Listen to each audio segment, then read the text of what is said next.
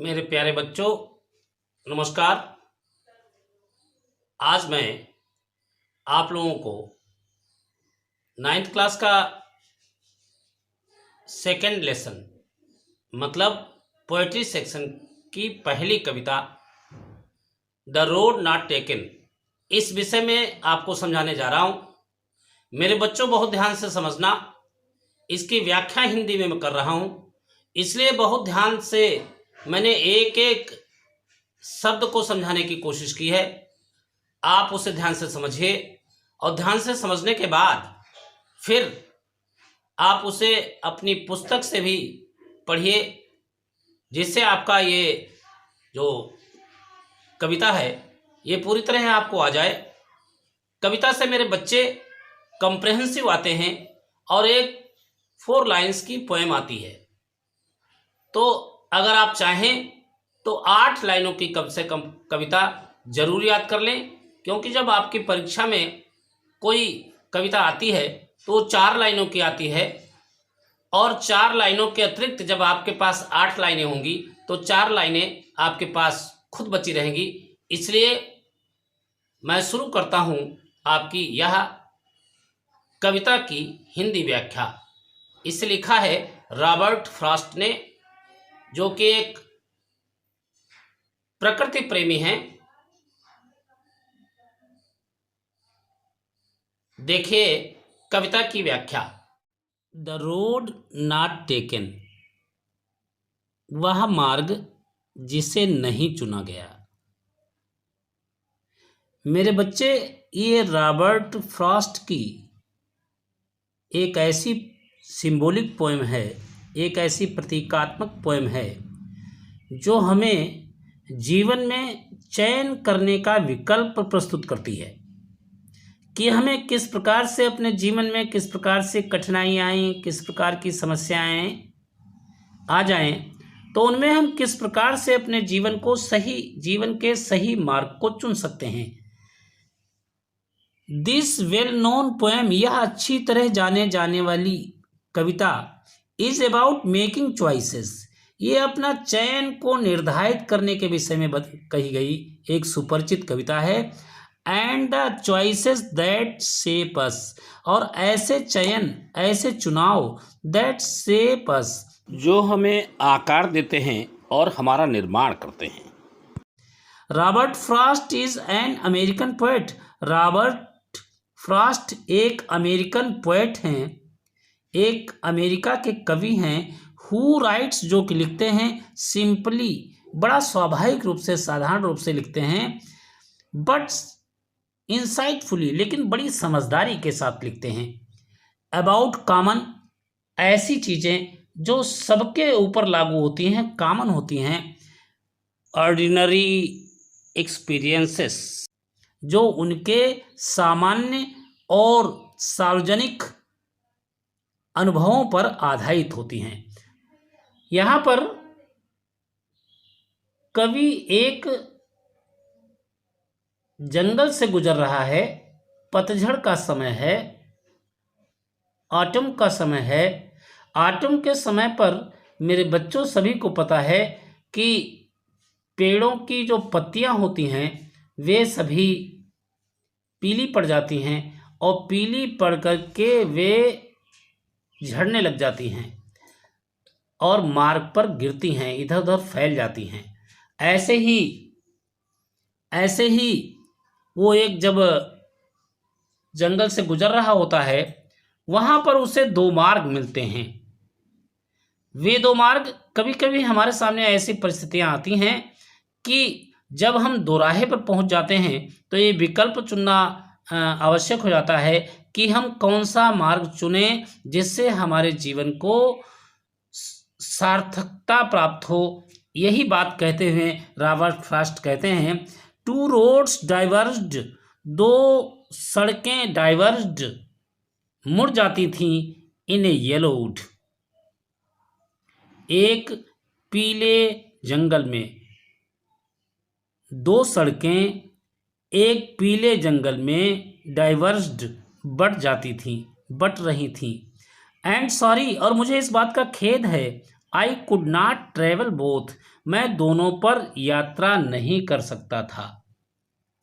I could not travel, मैं यात्रा नहीं कर सकता था, बोथ, दोनों पर। इस बात का मुझे खेद है। आगे कहते हैं एंड बी वन ट्रेवलर, क्योंकि मैं अकेला यात्री था ना, और एक अकेला यात्री भला दो मार्गों पर कैसे चल पाएगा। इसीलिए लॉन्ग आई स्टूड, मैं बहुत लंबी देर तक, बहुत देर तक आई स्टूड, मैं खड़ा रहा, एंड लुक डाउन, और देखता रहा, वन, एक मार्ग को, as far as I could, जहां तक मैं देख सकता था, जहां तक मेरी नजरें जा सकती थीं, उस मार्ग को मैं देखता रहा। टू वेयर, वहां तक, it bent in the under growth, जहां पर ये पेड़ पौधों झाड़ियों के अंदर बेंट, मुड़ जाती थी, विलुप्त हो जाती थी। मैं वहां तक उस मार्ग को देखता रहा। अर्थात मेरे बच्चों, इसका मतलब यह है, कोई मार्ग हमारे सामने आ जाए तो उस मार्ग को, अगर हम दोराहे पर खड़े हुए हैं, हमारे सामने कई परिस्थितियां आ गई हैं, विषम परिस्थितियां आ गई हैं, तो हमें यह चयन करने की जरूरत पड़ती है कि हमें किस श्रेष्ठ मार्ग पर आगे बढ़ना है, जिससे हमारे जीवन सार्थक हो सके, हमारा जीवन सफल हो सके। आगे दूसरा स्टेंजा देखते हैं। पहले स्टेंजा में मैंने पढ़ा था कि जो कवि है वह जंगल से गुजरा और उसने वहाँ तक अपनी नज़रें डाली जहाँ तक सड़क किसी झाड़ी, पेड़, झाड़ झक्खाड़ में बेंट, मुड़ जाती। जब तक मुड़ नहीं गई, अदृश्य नहीं हो गई, तब तक वो अपनी दृष्टि उस मार्ग पर डाले रहा। अब सेकेंड स्टेंजा की व्याख्या समझिए। Then took the other, then तब, टुक द अदर, दूसरे मार्ग को, उसमें जो दूसरा मार्ग था उसे ग्रहण कर लिया, टुक ले लिया, उस पर उसने चलना तय किया। जस्ट एज फेयर, जस्ट ठीक, एज फेयर, एज जो पहली वाली थी वन, जो उतनी ही अच्छी दिख रही थी, उतनी ही अच्छी थी जितनी कि उससे पहले वाली थी, जस्ट एज फेयर। एंड, और क्या कारण था, and having perhaps the better claim, and और हैविंग रखती हुई, द बेटर क्लेम, बेटर अपेक्षाकृत अच्छी, क्लेम दावा, अधिकार, और अपना एक प्रकार का अधिकार भी शायद रखती थी कि उस पर ही पहले चला जाए। क्यों अधिकार रखती थी? बिकॉज इट वॉज ग्रासी, क्योंकि यह घासदार थी, घास से भरी हुई थी, फुल ऑफ ग्रास थी, एंड वांटेड वियर, और वांटेड वियर, और भी अधिक घास को अपने ऊपर धारण करना चाहती थी। वांटेड वियर, उस घास को और अधिक धारण करना चाहती थी, यानी ग्रासी तो थी ही, और धारण करना चाहती थी। दूसरा भाव ये होगा कि वह अन्य लोगों को चाहती थी कि उसको प्रयोग किया जाए। वांटेड वियर, वो लोगों के कदमों को चाहती थी कि लोग उस पर चलें। यह भी एक कारण था, इसलिए उसका अधिकार बनता था, द बेटर क्लेम। दो यद्यपि, as far that the passing there, though यद्यपि, एज जैसे ही, फार द पासिंग देयर, मैं पासिंग देयर, जहाँ जहाँ से पासिंग गुजरा, देयर वहाँ, और मैं जहाँ तक उस मार्ग पर गुजरा, हैड वार्न, उस मार्ग ने हमें एक संकेत दिया, देम, अपने आप को ही, अपने आप से संकेत दिया, रियली अबाउट द सेम, कि यह अबाउट द सेम, यह वैसी ही है जैसे जो दूसरी सड़क देखी थी, यह भी अब वैसी ही प्रतीत होती है जब वो उस मार्ग ने ही उसे संकेत दिया। थर्ड स्टेंजा में कवि कहता है, एंड बोथ दैट मॉर्निंग, उस प्रातःकाल, एंड बोथ और दोनों सड़कें इक्वली ले समान रूप से स्थापित थीं, समान रूप से ले पड़ी हुई थी। इन लीव्स पत्तियों के द्वारा ढकी हुई।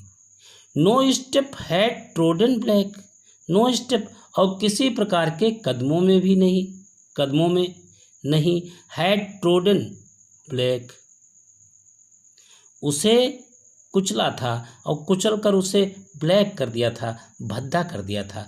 ऐसा भी नहीं हुआ था क्योंकि वह किससे ढकी हुई थी? इन लीव्स, उस पतझड़ की पीत पत्तियों से ढकी हुई थी। और एक भाव ये लिया जा सकता है कि वो वास्तव में क्योंकि ग्रासी थी, ग्रासी होने के कारण उस पर घास ही घास चारों तरफ थी, जिसे किसी कदमों ने तोड़ा नहीं था, कुचला नहीं था, कुचलकर उसे ब्लैक नहीं कर दिया था, उसे भद्दा नहीं बना दिया था। ओह आई केप्ट, ओह अरे आई केप्ट, मैं रख लूँ द फर्स्ट, पहली वाली सड़क को, फॉर अनदर डे, किसी दूसरे दिन के लिए। मैं किसी दूसरे दिन के लिए इस सड़क पर को रख लेता हूँ और कभी अवसर मिलेगा तो इस सड़क पर भी गुजरेंगे। येट फिर भी, नोइंग हाउ वे लीड्स, यह जानते हुए, येट फिर भी, नोइंग जानते हुए, हाउ यह जानते हुए, कैसे, वे लीड्स मार्ग बढ़ जाता है, ऑन टू वे मार्गों में, कैसे एक मार्ग कई मार्गों में विभक्त हो जाता है, यह जानते हुए भी आई डाउटेड, मुझे इस बात का संदेह हुआ, if I should ever come back, कहीं ऐसा न हो जाए कि मैं कहीं मार्ग विचलित हो जाऊं, मैं अपना मार्ग भूल जाऊं। If I should ever come back, कि मैं इस पर वापस आ पाऊं या ना आ पाऊं। अंतिम स्टेंजा देखते हैं। वह इस प्रकार विचार करता है, I shall be telling this with a sigh, I shall be telling, मैं बता रहा हूँगा, दिस इसके विषय में, विद ए साई एक आह के साथ, somewhere ages and ages hence, hence वैसे होता है इसलिए इस प्रकार, यहाँ पर इसका मीनिंग है भविष्य, in future, ages and ages युगों युगों तक, लेकिन यहाँ पर एक बड़ा समय, लंबा काल, समवेयर कहीं न कहीं, एज एंड एज एक लंबी अवधि तक, भविष्य में, I shall be telling this with a sigh, एक आह के साथ मैं इनका वर्णन करता रहूँगा, मैं इनको बातें करता रहूँगा।